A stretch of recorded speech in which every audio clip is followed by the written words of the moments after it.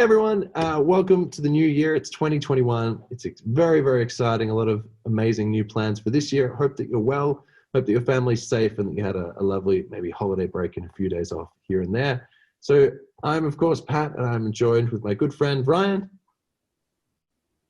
From RNA Music, deep in the heart of Texas, which is where I'm at actually So right now. if you haven't seen Ryan before, or it's been a little bit of a while, known Ryan for years now, and Ryan and his wife Angela own a music store over in Texas in America. I was very lucky and blessed to go over there and to live with them and to teach a little bit there. Had such a great time. And you know what? We thought, hey, it's been a little while since we've had a catch up. So I'm going to ask Ryan some questions. He's going to ask me some questions. We're going to answer some of your questions that I'm sure you've been asking us. And it's going to be a lot of fun. But that's it. Hey, let's start the video. Okay, so first question. Did you get anything special for Christmas? I got some things for Christmas. You know, we have kids and about 1 million nieces and nephews. Mm-hmm. And so we tend to just get presents for the kids and stuff, and not so much for each other. But Angela's parents got us one gift that I'm pretty excited about. We got an air fryer. Oh, Ninja air fryer. Tell me all about it. Yeah, we haven't used it yet, but apparently you can fry things in it, and instead of using oil, you use air. So it's like 60% less calories. So you know you're getting older when you get excited about kitchen utensils. But the French fries on the box look magnificent, so I can't wait to try. I've heard French fries in it. I've heard amazing things. Yeah. We'll find out. I'll let you know. That was the one. I mean, I got a few other things, but that was the one like, all right. I want to try this. Nice. What'd you get? Anything? Well, same as you. The older you get, the more, the older you get, the more nieces and nephews you have. So, you know, my Christmas was probably the same as yours, just giving out little gifts to everyone here and there and watching them, you know, go crazy and stuff. But probably my favorite gift was from my partner, from Jess. She gave me a massage voucher, or like a masseuse voucher or something. And it's something I would never, ever buy for myself. But it was so nice. Yeah. I just laid there, had someone like work on all these like muscles that I've been sitting incorrectly in chairs for the entire year. Yeah. It's great. That's my favorite part about, you know, Christmas or birthdays. Well, not only like giving, of course, but if you get something that you would never, ever give yourself and you're like, well, that's really nice. That's a bit different. I wouldn't normally do that, you know? Usually those gifts for me are like, oh, you thought that would be a good gift, huh? Great. I have a wind chime for my back porch now. What I've always wanted, a wind chime. Can I tell you some soap that I got? Right? Yes. Soap for Christmas. It says face on one side. And the other side, it says a word that I have to bleep out, but it's basically what you're sitting on. Yeah. Yeah. So you don't get confused. So you have to flip it depending on what you're washing. Have you seen those? I know you have. If you're on YouTube, you've seen those commercials for Dr. Squatch soap. No. I think it's like there's like a Sasquatch, and it's like, okay, that soap you're using is chemicals. It's bad for you. Oh. You should use our, okay, maybe it's a regional thing then, but interesting. We had one of our YouTube viewers sent me a bar of that Dr. Squatch soap. And I was like, I don't know what you're trying to say. Do I stink? Or was it, he got some and he loved it so much. He's like, hey, you should try this. So he bought a brand new bar. He didn't send us a used bar. Yeah. That's nice. Thankfully. But interesting nonetheless. Yeah. What was your favorite gift to give? Ooh, okay. Favorite gift to give. That's a tricky one. Favorite. I shocked you with that one. You did. What did I give? Okay. I gave my partner Jess. I gave her. She's fascinated with anything human body related. So I gave her like a medical grade textbook of the human body. It's huge. Oh, wow. You could use it as a coffee table. It's so big, but she loves it because it's so thorough about everything in regards to muscles and skeletons. And if you're reading Braille, like which parts of the brain lights up for that. And It's fascinating. Wow. So she was so happy. Yeah. So, and that was like an odd gift, you know, I wouldn't normally give something like that. That was probably my favorite because she was like, wow, I love this. I would have never bought this for myself. He was What, impressed. what about yourself? Probably the same thing, not the same book, but Book, for yeah. Angela, I got a friend of ours, Art, who's bought a bunch of guitars from us and stuff. And, you know, it's been a customer for a while, then has sort of become a friend, you know, over the years. We were at his house not too long ago, and he's started doing this, making like pens. You know, like you get a lathe and you get a block of wood and you like carve this block of wood down to, you know, a pen, basically a custom made pen of whatever exotic wood you want. But he's also making like handles for a pizza cutter and all kinds of crazy, anything that needs a handle made of wood. He's been doing that. And his wife was showing Angela, he's got this crochet hook kit where it's a kit with all these different crochet needles, sizes, and then you get one handle and you can sort of interchange it. Oh, that's cool. And then it's like a custom made handle. Wow.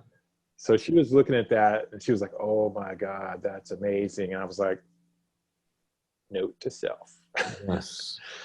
And so after we left their house later on, I told Art, I'm like, hey, can you make one of those for Angela? Surprise. He's like, yeah. But it was right before Christmas when I figured that out. And so he couldn't get the kit in time. So I had to give her the, it was like a couple of days after Christmas because he had to get it in. And then he had to like physically make the handle. And it was awesome. It was super rad. And I thought she would guess what it was, but she didn't. And she was like completely 100% like shocked and like, what? Like she almost cried. I'm like, all right. So exciting, you know, because before that I gave her a robe. Have you seen that? There's a Saturday Night Live sketch about the mom who gets a robe and everybody else gets presents. No, I haven't seen that. I'll have to check it out. It's pretty hilarious. I'll send it to you later because like all these the kids like, I got this and I got that and I got drums and I got a video game and I got this, and mom's like, and I got a robe. and they go through all these million gifts that the husband and the kids got and the dog, and the mom's like, and I got a robe. Oh dear. It's pretty bad. And she laughed really hard at that, and I kind of felt bad. And so I got her a robe. Nice. Because she actually said, you know what, I'd kind of like a robe. That'd be nice. Oh, there you go. It was like a joke gift. Yeah. That she would either love it or hate it. I wasn't sure which one, but that wasn't her real gift. Her real gift was the custom hand carved crochet hook kit. So amazing. That was pretty awesome because she's hard to get presents for. You know, dudes are just not very good at shopping sometimes. Yeah, I agree. We always think more like utilities, you know, like. Yeah, and the ladies will give you a list. Hey, one of these 5 things would be great for Christmas or my birthday. Like, okay. So it's hard to surprise them. So I was pretty happy I could surprise her, and she was genuinely impressed. So that was fun. And looking back, if we're still talking about last year, such a horrible year for so many people. I'm so happy that, hey, we're both still here. We're very lucky. Could have been really bad, and you know, even in both of our countries, very different things going on. You know, but thinking, trying to think of the positive. Was there something that you did differently? Maybe with your teaching or the store or music or YouTube, something that you did differently last year that you thought, you know what, I might keep doing this. This was a good idea. Yeah, great question. Because we did have, I don't remember exactly which month it was, if it was March or April, but we did have to physically close our doors for about 7 or 8 weeks, I guess. Like we were closed to the public. Now I was here pretty much every day, but you couldn't come in, you know, and students couldn't come have face-to-face lessons. So what we did was we went immediately to doing Skype lessons, or like we're on Zoom right now, a couple of Zoom lessons, a couple of FaceTime lessons, anything we could do to keep the kids to still have their lesson, piano, drums, guitar, voice, whatever. And the majority of our students were like, yeah, we'll do that. And I think because most of the parents wanted their schedule, I mean, it was already being interrupted, having to do school from home. And for public schools kids, that was a whole new situation. And we have students who are actually homeschool kids all the time, so it wasn't weird for them. But I think most of the parents were happy to do it because they wanted to keep some kind of consistency. All right, Wednesday, 3:00, it's time for guitar lessons with, Mr. Ryan. So, so we did that for 6, 7 weeks, 8 weeks, maybe. Okay. And then when sort of the restrictions in Texas were lifted, where you could come back in person, under a limited, certain number of people in the building at a time, kind of a thing. Almost everybody was like, yes, we'll be back. And then there were a few who were like, hey, can we do the Skype thing for another 2 or 3 weeks? And we're like, yes, whatever makes you happy. And for the most part, we've kind of gone back to our normal in-person type situations. But every now and then we'll have students who are out of pocket or something's happened. They're like, hey, can we just do a Skype lesson today? And we're like, yes, we can. No, that's great. Because we've already done it so much. It's not such a weird thing because it became kind of normal for 2 months or so. So now most of the people prefer to be physically in the room. And I think it's a better way. You can do video lessons.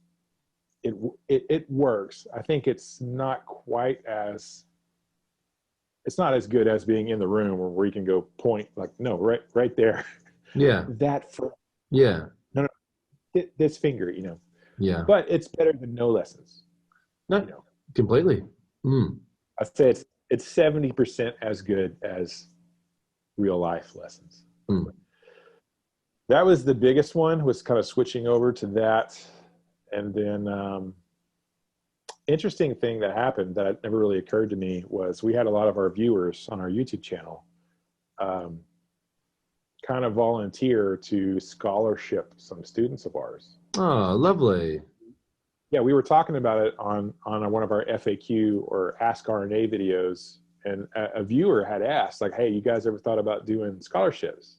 And of course we said, well, we kind of have done that before in the past, but it's basically us giving up our free time to do a lesson for a kiddo. And very few occasions, where we were like, all right, this kid, we know for a fact their family life is what it is, and they are committed enough, and they really love music. Music is their one thing kind of keeping them. And we have done that once or twice, but we can't do a lot of that because otherwise we would make no money and we couldn't pay our bills. But, several of our viewers were like, hey, well, we want a scholarship, some kids. How do we do that?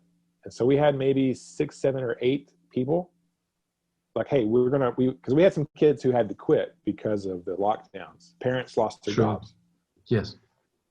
And so they couldn't continue. And what we were able to do is we're able to tell those parents like, hey, one of our YouTube viewers has paid for your kids' lessons for this next month. So you can still do your lessons for at least the next month, and we'll see what happens after that. That really was a significant thing for our students, 5 or 6, 7 of our students, but also for us because it kept our income. 7 or 8 students is a lot of money. That we've never done like a Patreon or anything like that. We generally don't ask our viewers for. We'll say, hey, buy an RNA T-shirt if you like what we do and you want to support us, because yes, they bought something, but they also got a physical thing in return. And I'm happy with that. I'm like, you guys, you don't just give me money because you like me and I'm on YouTube. That's I feel weird about that. But realizing that there are enough people out there who like you and you've given them some kind of value over the last 1,000 videos we've had. That's right. That they are happy to give some kind of compensation in return. So I wouldn't have asked for that, but a viewer said, hey, can we do that? And then like 7, 8 other viewers like, yeah, we'll scholarship some kids. We love you guys and we love what you do and your mission. So how do we send you money? I'm like, okay, great. So But even I think with the whole Patreon thing, I think it's tough because it does feel like you're like hand out, you know, can I have some money? Money, please. But it depends what you do with that money. I think if Yeah. you were coming from an angle where you were like, for $2 a month, you know, $1 goes to support the business, and $1 goes to build a scholarship for a student. I mean, it's pretty good. Yeah. You know, I That's think kind of, I think you just have to come up with an angle, because sometimes I agree. Sometimes those Patreon things, you know, it can be like that story. It can be, hey, sign up to Patreon. You'll be on my album cover, but then hopefully you forget that you're paying $1 a month forever. You know, yes. there's some really bad stories with that stuff. But I think if there's a way to do it and to do it well, you know, it's just another avenue these days.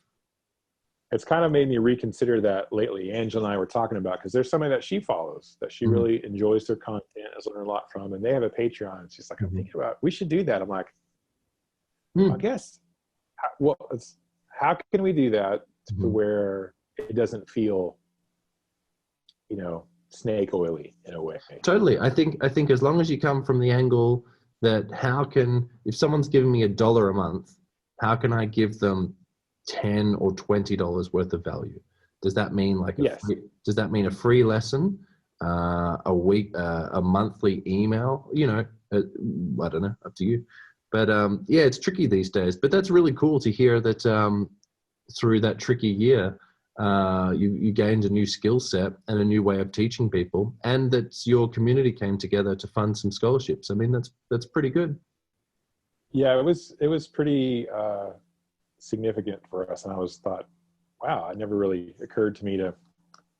I mean, it kind of does, because you see other YouTube channels and businesses. They're like, hey, you can be our. But I never really thought. I just kind of hated to do that, you know. For whatever reason. I guess I had bad experiences in the past where I was like, well, I don't want to be that guy. I don't want to make anybody else feel, you know, whatever. But there are people who, they like what you do. Yeah. And they want to show some support in some kind of way. And there were a lot of people who were not affected financially by the lockdowns and all the stuff that happened. Definitely. A very good friend of mine is an essential worker. And so he got, like, you know, incentive money. And plus he was working even more at his job. So he's like, I don't know, it's been great for me financially. And there are other people who lost everything. So you know, that's right. It's weird. I mean, I was very lucky. I'm a teacher and I'm in a government school. So my salary is paid for by the government. So it's terrific. But I was at home teaching for 5 months. So the majority of the school year I was at home doing this, except there'd be 20 students or 23. And it was very— That sounds amazing. Oh my goodness. Something that I learned very quickly is that it's so hard because you don't have that like emotional connection when you're in the room. So you have to do things a little bit differently, and you have to, every 2 minutes, you have to, you have to disappear. You have to play a game. You have to reset the engagement initially. And then when you start a lesson, of course, every 10 minutes, that's it. That's as much as anyone can handle. You have to stop. You have to reset. What did we learn? Let's do something completely different. All right. At the end of the hour, let's come back to that 10 minutes again. How did we go? So yeah, very, very different, unique way of teaching. But something that I really liked is all of those activities that I learned and made up or researched. They were so much fun. So I do them at school now, and the kids still love doing them. And they really like every 10, 15 minutes having a break and doing something fun. Related in some sort of way. Like if, I don't know, if I was teaching kindergarten students or something, and we were learning about numbers, all right, we're going to go outside, let's count all of the trees that we can. All right, everyone run. And so we all run outside, everyone's counting the trees. Okay, all right, count the branches for me. Okay, come back inside, let's continue the work. So it's not like completely different. You're not going from maths to baking a cake, but just having that reset time, having that time to just stop. Maybe it's too easy for some students. Well, a break is good. It's too hard for others. Well, a break is good. Maybe someone's bored. A break is good. So there's a breaks are always good. Yeah, so there's a few things that I learned. But what was really cool is I made a YouTube channel for my school, and every lesson that I taught during the day for the kids that couldn't log on, or for whatever reason they didn't have the technology, I just make the video for YouTube and I'd send it out to the families. And it was so good because so many of these families, they don't speak English at home. So how can I send them homework if the parents can't read what to do? So it was really interesting, and it gave me like a whole new perspective on YouTube and how valuable it can be to not only just like filling out extra parts of your life, like fitness or music or art, but also it can be like a core way of teaching for so many people that can't afford, any proper lessons or schooling or something like that. That reminds me, because we have some people, because we're out here in rural East Texas, so the internet is not amazing. Yes, it's not like my internet speed right now. We're FaceTiming or Zooming or whatever. My speed is like 15 megs down, 10 up. And that's fast. Fast. It's just not fast. But there are people out here who have way less than that. And so for some students, they could not do a live streaming type thing. Yeah. So what I did for them is I shot a video. Like, I made it a private video, YouTube, just for those students. So, now that was a little less fun because I was basically making one video for one student, and it took me more than 30 minutes to make that video. But I didn't want them to miss out on anything because of their internet speed is too slow to live stream, but it's fast enough you can wait and let a YouTube video buffer and watch. So but it wasn't, I've been making a bajillion YouTube videos for 10 years, so it wasn't a tough task. No, I think we're in a lucky position, you and I, in some regards. In terms of the Zooms and stuff. I got drafted by my church because you couldn't have church services, and they're like, how are we gonna do this service for our people? And they're like, well, we're gonna film it, and so we would play their music. I'm in the band, and then the pastor would come up and like preach a sermon, and of course he's like, they had his phone and just trying to like set it on a music stand to film everything. I'm like, hey, let me go to the shop. I have a DSLR and a tripod and a mic, and because I was watching them try to do it with the phone. I was like, I can't. I gotta say something. I need to give myself a whole lot of extra work to do. No, I don't need to do that. But I'm like, I couldn't just. So for like 6, 7, 8 weeks, I would show up, use my camera with the mic, just a room mic, would film the musicians doing the music part of the service. They would all leave and I would stay, and I would film the pastor doing his thing. And then I would go and edit it all. And I'm like, why am I doing this? But it was not a chore for me because I've done it 1,000 times. Exactly. So it wasn't difficult, but so in that case, my skills and experience kind of made me more work. Well, if we're talking about more work, how is your music? Or are you working on any music? Is there an album coming out this year? What are you doing? Oh, man. Okay. That is a great question. I just talked to Paul today, the Bitter Bass Man, for people who watch us. You've met Paul, good friend of mine. We've written music together for forever. Never really released any of it. Last year, there was a lot of working on recording and doing stuff to get a single out that's got Paul wrote most of the music. Well, he wrote all the bass lines, and I did all the guitar parts, and then we did some drums. And he used like Fiverr or something like that to get a vocalist in England, actually. So there's a singer in England who recorded all the vocals. Like, Paul wrote the lyrics, sent it off to her. She recorded all the vocals. Anyway, so we have a single, and he told me today that he finally got the final mixes done. Oh, wow. For that song. Cool. Because you've put out an album, you got to mix everything, and before it can go to mastering, and that's a whole process, So so he got the mixes back, the final mix today, And when he gets home, he's in Ohio visiting family for the holiday. And when he gets back, he's going to send it off for mastering, which I guess should take 2 or 3 days, maybe. I don't know. Depend. Is it a song or an album? Sorry. Single song, yeah. Oh man, mastering could take a couple of hours. You know, if it's just one song.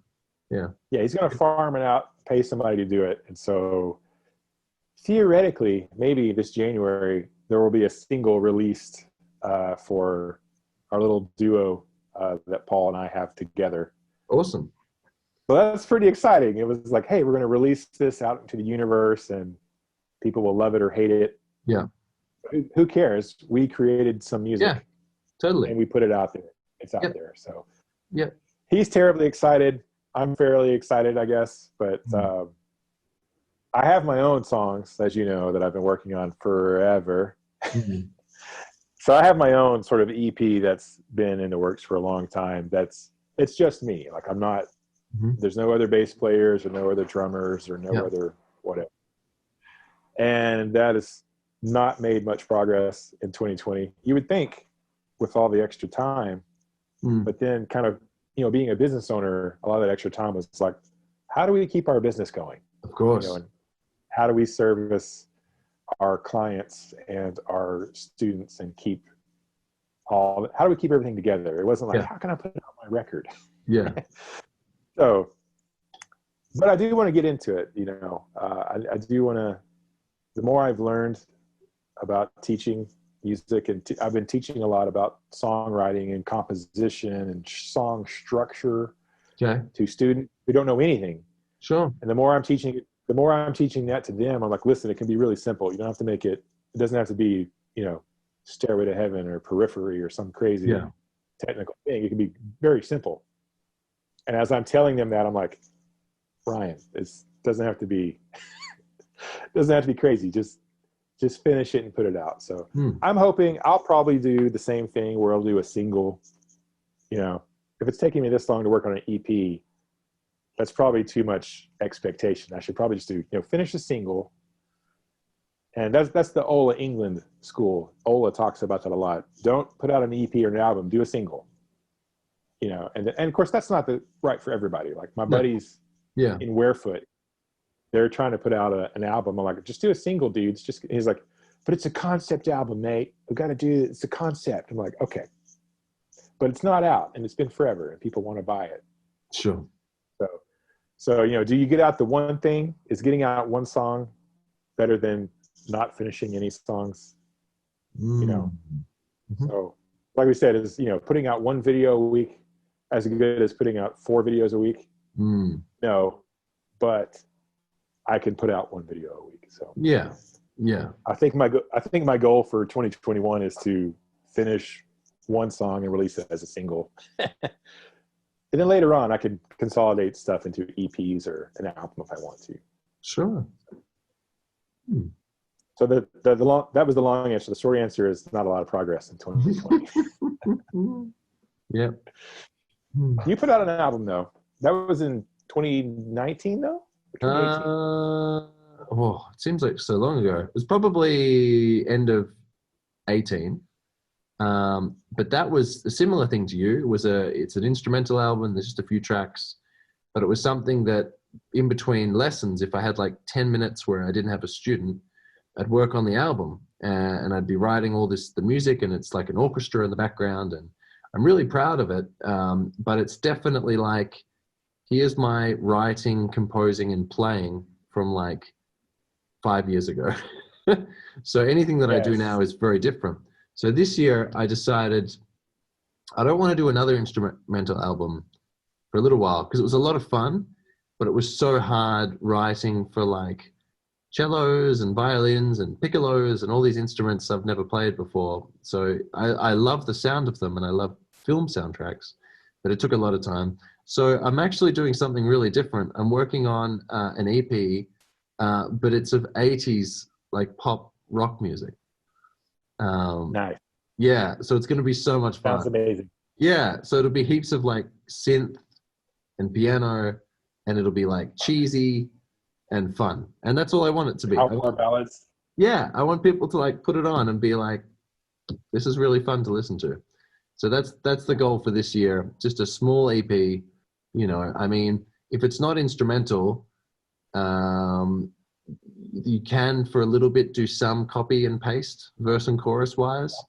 As soon as it's instrumental, I feel you need to do a whole lot more to keep the listener engaged. So anyway, that's the music goal. Just one 5-track, really fun, really silly 80s ballads. That sounds awesome. Thanks, I have some questions. Yeah, go for it. We can go back and forth, but well, you just kind of answered that one. I was, what are some of your goals for 2021? Yeah, totally. But a 5-song EP is a big goal for 2021 for you. Anything else? Well, where I am at the moment, as you can see, I wish I could bring a guitar or do something, but I'm in a big office at the moment because very excitedly, I'm going to start a new business this year, and I'm super excited, but I don't know if it's legal just yet, which I know sounds ridiculous. So I need to meet with an accountant and a lawyer and find out whether it's legal, and then I'll tell you about it. So I'm very sorry that I can't diverge more information. I hate people that are like, hey, I've got something to tell you. I'll tell you next time, but I have to be that guy. So I'm sorry. No, I'm filming with Pat. He can't hear you because I have. Special guest Angela. Hey, we're very matchy. Hi, Pat. We match. Hi, Angela. That's so funny. Oh, I love that. Hello. She's teaching lessons today. We're at the shop, and yeah, I guess my printer is the only one with ink. Yes. Well, what was your next question? Let's see. My next one was best memory of 2020. We all know 2020 was not amazing in a lot of ways. Yes. But what was your best memory of 2020? Okay, so best memory of 2020. So in the Australian school system, the year is separated into 4 terms. So basically, you have 10 weeks of school, 2 weeks off. 10 weeks of school, 2 weeks off. 10 weeks, 2 weeks. That's basically how it works. I hadn't seen students for 20 weeks, like a long time, or 24 weeks, long time. And we all came back to school together, and my school put on a big breakfast. So there was like eggs and bacon and sausages and toad in the hole and all this cereal and whatever, and orange juice and coffee. It was so good, amazing. And it was called the Big Breakfast, and students were there and their families were there. And so a friend of mine, another teacher, he said, hey, we should play some music. So we set up, and the music teacher came over and sang, and we all sang. And we sang, because it was only about a month ago, we sang Christmas songs, but instead of saying Christmas, we said breakfast. So it was Ryan, it was so funny. And we had all the kids come over, and they were reading the lyrics, and they were saying it as well. So that old song, White Christmas, do you know that one? Yeah. White Breakfast. Big breakfast. I'm dreaming of a big breakfast. Yeah. White breakfast sounds relatively racist. So probably not. A white breakfast. no black coffee. Extra big cream. Breakfast. No black coffee. No, so this was fantastic because it was, it was 45 minutes. So it was like a whole set of just fun music, and the kids were laughing, and the kids that a lot of English second language kids, so they can't read. They're doing their best. They would still know the words because they're famous Christmas songs. They were still able to sing, and it was really lovely. And we had families sing, and there was a good, 60, 100 people there. I don't know. It's hard because people came and went. But that was my favorite memory of last year. Everyone coming together again. Really nice. Expounding on that, you said this a few times about second language situations. And of course, in Texas, we have a significant number of Spanish-speaking people, and there are a lot of kids here that can speak English, but their parents is Spanish is their primary language, and there's a few. Like I have one student who's taking lessons here who is like she speaks English and Mandarin, and her mom is Chinese. Like they speak Chinese at home or Mandarin at home. Yeah, awesome. I'm like, and I'm thinking like, and this girl is 13 years old or 12 years old. I'm like, her English is fantastic, and of course her Mandarin is perfect. I'm like, I'm such an idiot. I can barely speak English. I can speak English and Texan. Mm-hmm. And there's this young lady who's wow. But what's in where you're at? And are you in You're in Melbourne. Yeah, so I'm in Melbourne, and it's English is the mainly used language, but where I'm teaching, that particular suburb or that small area where a few thousand people live, that's a lot of refugees and people who've come over from other countries. So places like Burma or Vietnam or India or Iraq or Indonesia, everywhere. And so I'd probably say maybe 60% of my students in my classroom, there's no English at home. So they only learn English when they're at school. So it's so hard because, it's like every day they're learning two different languages. So it's really hard. So they're well behind everybody else in Australia or America, you might even say, or Western countries, because they have English at home as well. So it's very tricky, but it's just at my particular school. It's not like a representation of the whole of Australia.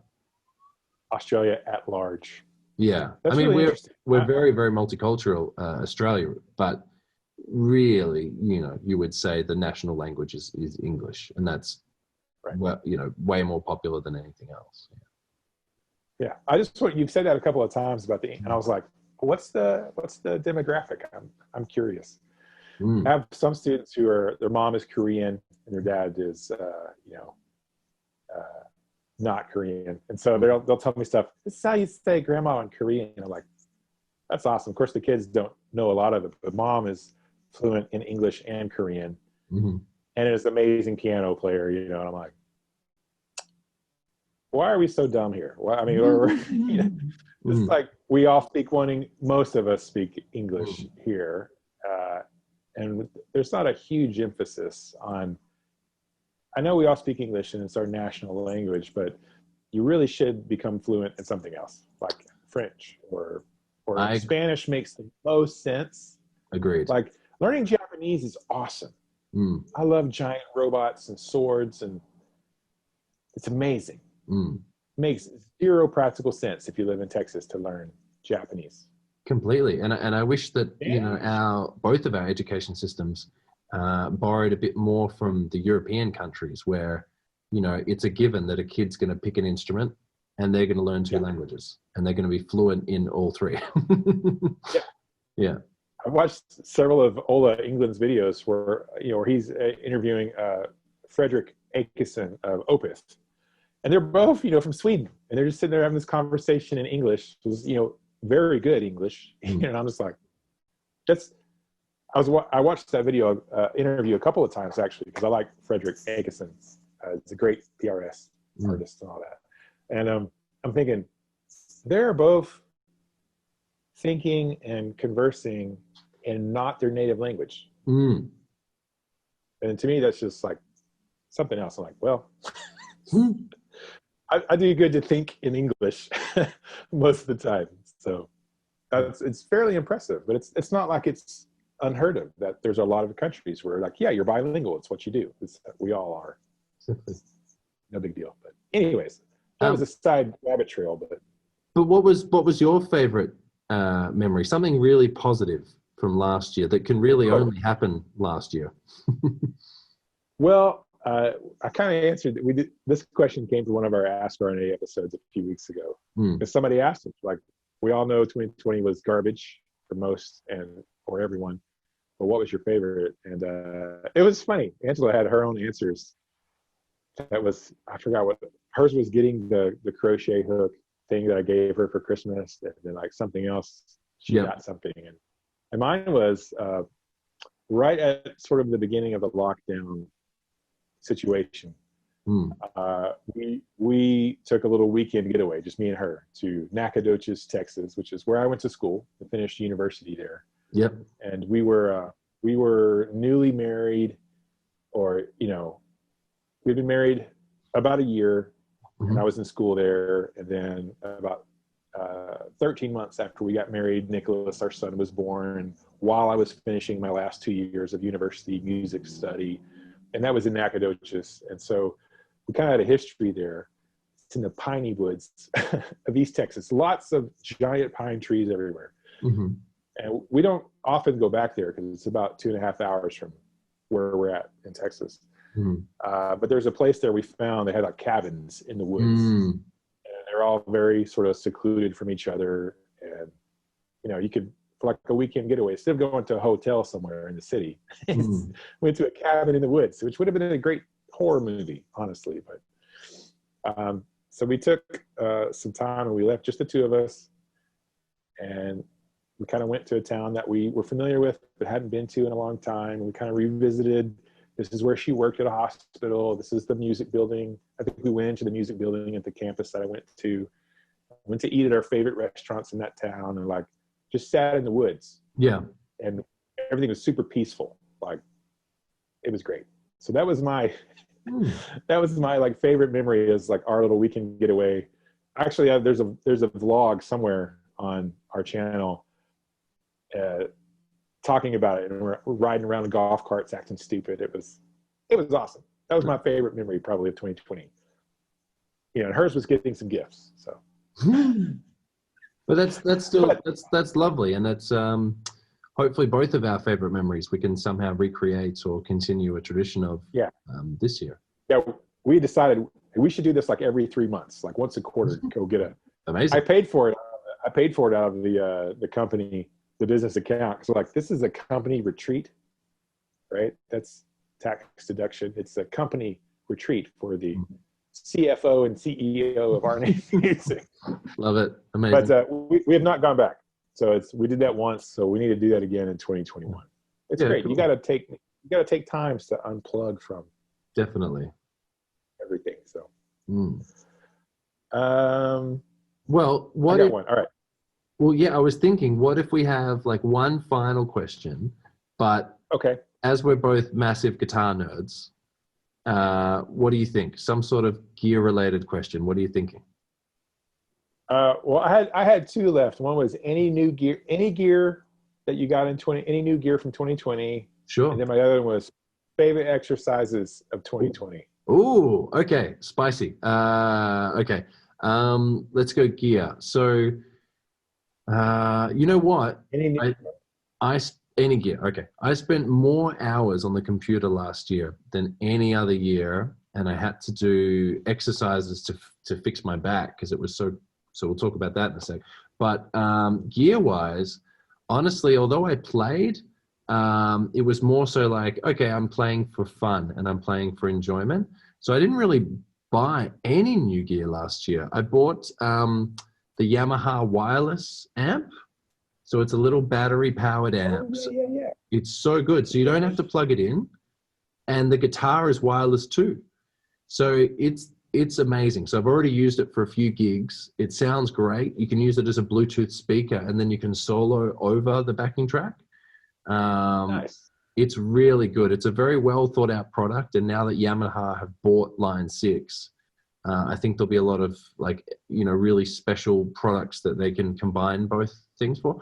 So the Yamaha wireless amp, and I bought a new camera, a Canon R. And I've wanted, so nerdy, I've wanted a full frame camera, which all of that means is it lets in a little bit more light. You can play around and edit the photos a little bit better. Really, is it much different to my phone? It depends what you use it for.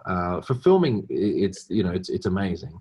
But I've wanted a full frame, semi-professional camera for like 5 years. So it was really nice. I got one on sale, and I was able to say, just like your retreat, I was able to say, oh, I need it for teaching. So,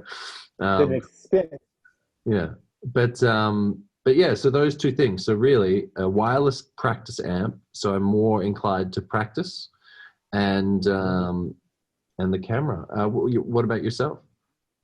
Well, on paper, I was not supposed to buy any guitars for myself in 2020. I think that was a decision going in, because I got a Gibson Les Paul Standard in 2019 that just kind of walked into our lives, and I had a moment. I'm like, oh, 1996 Gibson Les Paul Standard in the right color. And we kind of busted the budget a little bit getting that in 2019. It was a significant purchase. I mean, not significant. It was like $1,300, which is a stupid cheap price. Those are selling for like $2,000, used in the US, and we got it for like 13, which is a killer deal, but still not $300, Yeah. So I think, and I also got a CMG custom guitar in 2019. So I already, had a few guitars in 19 that was like, all right, you're probably done for a while. Like, okay, you're right. And then, so first guitar of 2019 was, there's the Frederick Akison, actually. Nice. Model. PRS. Yeah. He had a signature one, which was really cool. I found out about it on YouTube or something. I didn't even know who he was. No, I watched that video with him and Ola, and I was like, this guy's amazing. So then I started hunting for his guitars. It's out of production. It was used. I found it at a killer deal at a used listing for like Guitar Center. So I bought it because I'm like, that's a cool. I like PR. I have 3 PRS. I have 2 SEs and a S2. I like them. So I got that just because it was a cool guitar. And then I started listening to Opeth. So I got the guitar first because the specs were cool. And then I started listening to the band a lot, which I've listened to them a lot this year. Very progressive 70s stuff. But then what did I get? I got 4 guitars in 2020, Pat. Oh my gosh. Wow. I was supposed to have 0. Yeah, you got 4. Yeah. The next one was the camouflage Epiphone Zach Wild guitar, which you never see pop up used very often at decent prices. And one just happened to pop up on Reverb. I'm like, oh my gosh. I've only been wanting one for 15 years. And so I bought it because, hey, why not? Awesome. And I think we had some stimulus money, maybe. I don't remember what happened with that. And then, out of nowhere, this Schecter guitar, which has been on my radar since it came out in 2012. I've been trying to buy one every single year for the last however many years, and you can never find them used. And I have a couple of other Schecters I bought as consolation prizes because I could never find that. It finally came up. Awesome. Well, one of our YouTube viewers messaged me and said, "Hey Ryan, one of those guitars is on for sale right now." I'm like, "You're trying to kill me." But I bought it because I've been trying to get it for forever. And then the day after Christmas, I bought another Schecter that I found used somewhere at a store tucked away because I had some birthday money. My birthday's in December too, so I had some birthday gift cards, some birthday cash from family. So I did the reasonable thing and spent that. Sometimes my family's like, "All right, now here's some money for your birthday. Don't go pay bills with it. Buy something." I'm like, "Okay." So I bought another Schecter Solo 6. So. Oh dear, amazing. So yeah, now I'm really in trouble. So for 2021, there's not supposed to be any guitars. We shall see what happens. Although I did sell a guitar. I sold one of my personal guitars this last Saturday to a young man, came in the store and had some money. And for whatever reason, I showed him some of my personal guitars. He's like, "You want to sell that one?" I'm like, "No, but how much money?" Yeah. So I did just a few days ago sell one of my personal guitars. I felt very conflicted about it, but we're also trying to eliminate all of our debt if we can. Buying guitars is the wrong direction to go to get out of debt, So, but yeah, 4 guitars, which is crazy. Probably overkill, but whatever. They were deals. Well, one final question, because for me, one of the biggest things, successes, I think, in 2020 for me was a health thing. Yeah. So I was able to get a lot more consistent in 2020 with taking care of myself physically. I've always had a journey of ups and downs. When you came to stay with us in 2014, I was down, I guess, because I had lost a lot of weight. I was in an upswing, but I was at a pretty healthy weight for me in 2014. And I always throw you under the bus because we ate like garbage when you were here. So we could experience food. And then you left me. And I continued to eat garbage, even though I'd eaten clean for like 6 months. Sure. So I always thought it was really Pat. It was not my own willpower that did it. So, but in 2020, sadly we had some friends in 19 and 20 that passed away. Too young. In their like 40s and 50s. Which if you're 20, 50 sounds really old. If you're 45, 50 is like that's not very far away. Yeah, of course.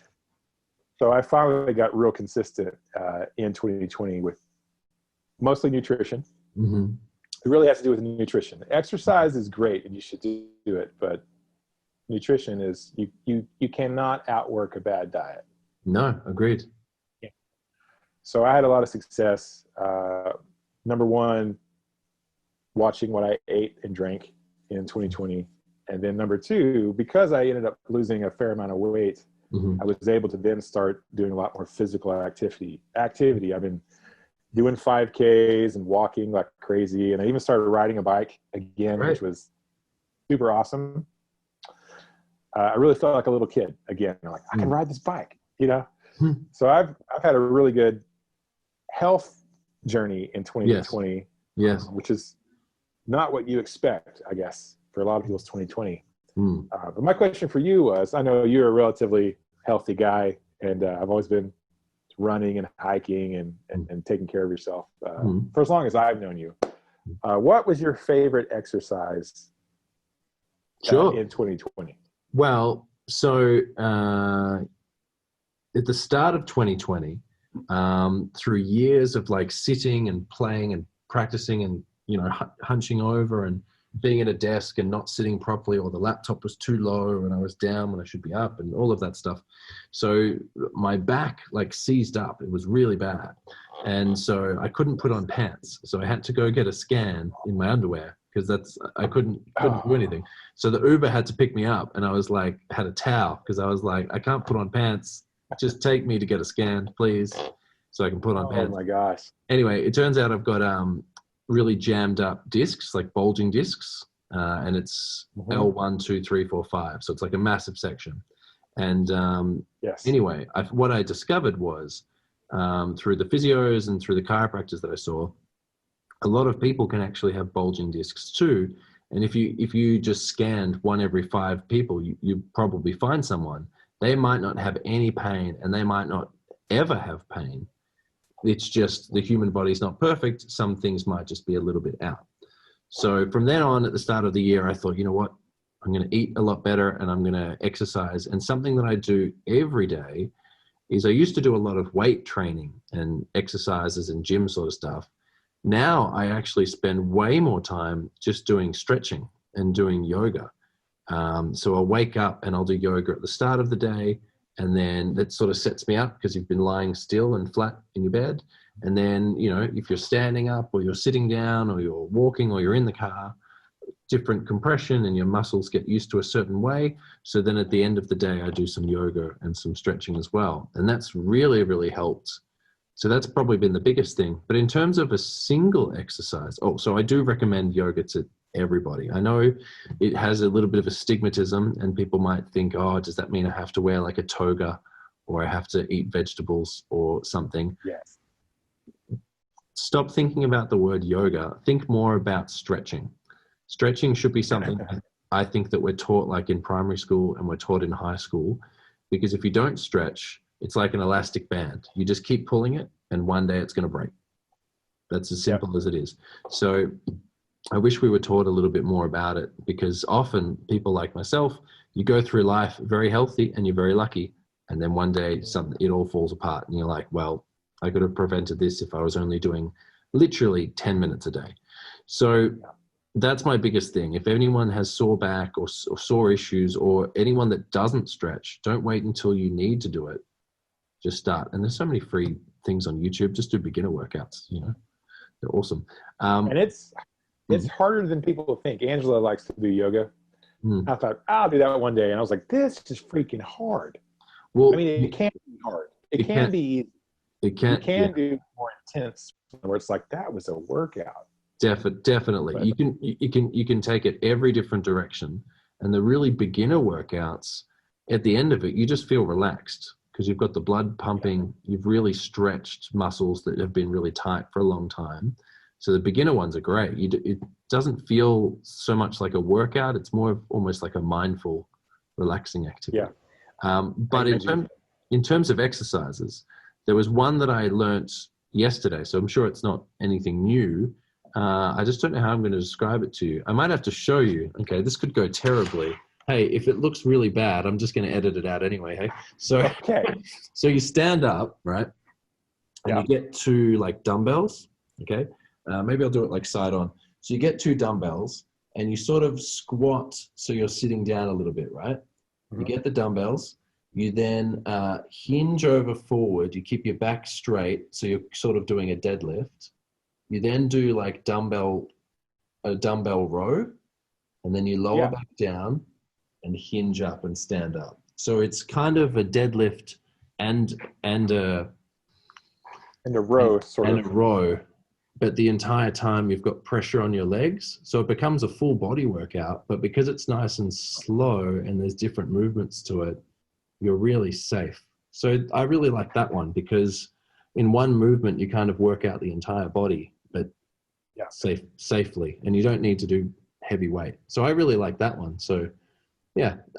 What about yourself? What's a favorite exercise that you've sort of found this year? Or Probably, well, one we sort of have done a lot of over the years is walking.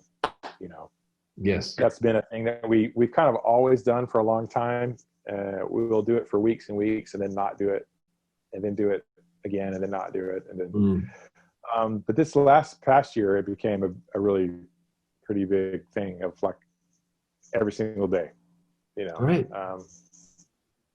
That's been one, and I took the challenge, not a challenge really, but I saw another YouTuber, young guy in his 20s who's lost a lot of weight, and now he's very fit, athletic, but coming from a very sort of overweight background, and he does the whole 10,000 steps a day sort of challenge, like no matter what, he does 10,000 steps a day, and then he'll go do like some crazy aerobic workout or ride a bike or the 10,000 steps. It's not even a workout. It's just you just do this on top of, and then lifts weights and does all this stuff. And I thought, well, I can probably do 10,000 steps a day. So I got an Apple Watch.